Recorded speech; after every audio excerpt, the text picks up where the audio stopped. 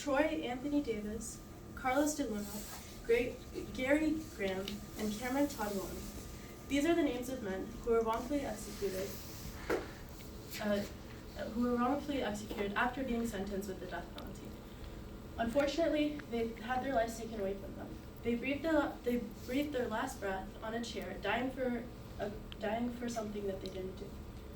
Only after being executed were they found to be innocent. I've researched this topic for previous assignments and debates, and I've always been an advocate against it. Today, I'm going to be talking about the issues that come with the death penalty, why jail is a better option than the death penalty, and what could have happened to these people if they weren't sentenced on death row.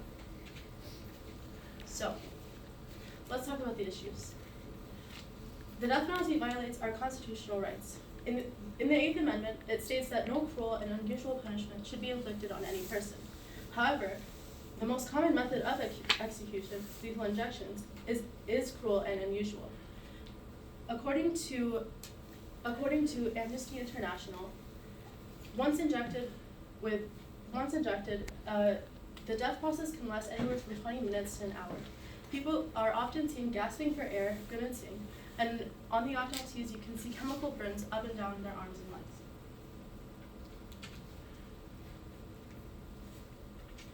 Furthermore, according to the Death Penalty Information Center, over 75% of the murder victims in cases resulting in an execution were white, even though nationally only 50% of murder victims are white. That means a judge is more likely to put someone on death row if they had a white victim. Also, since 1937, more than 160 people were released from death row with evidence of innocence. While this is a good thing, it poses the question of how many more people are on death row who are innocent, who are going to die because of someone else's deed. So for these reasons, jail is a better option. It allows for rehabilitation of prisoners. And often people argue that death penalty allows for deterrence, because obviously the person is dead. However, it does not affect the community at all. For example, the South accounts for over 80% of executions. However, it has the highest murder rate. That shows that the death penalty is not a really great deterrent.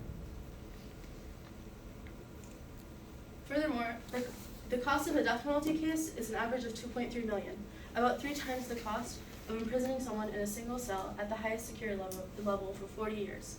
So one case of the death penalty is 3 times higher than one person in one cell for 40 years, and that's on the taxpayers. So what if we got rid of the death penalty? Often, wrongful convictions are caused by mistaken eyewitness testimonies, faulty forensic science, or fabricated testimonies. While these men would still be convicted, they would be in jail, and they wouldn't have been executed. And often, cases are further evaluated, and they could have been released and can gain back their innocence, and they're free. So let's recap. Today I talked about the issues of the death penalty, including the violation of our constitutional rights, discrimination, and people who were convicted who were innocent. We talked about why jail is a better option, and what could have happened to these men if they weren't convicted. Martin Luther King said that the old law of an eye for an eye leaves the whole world blind. People put on the death penalty are often convicted of murder. However, you can't solve a heinous crime with a heinous act.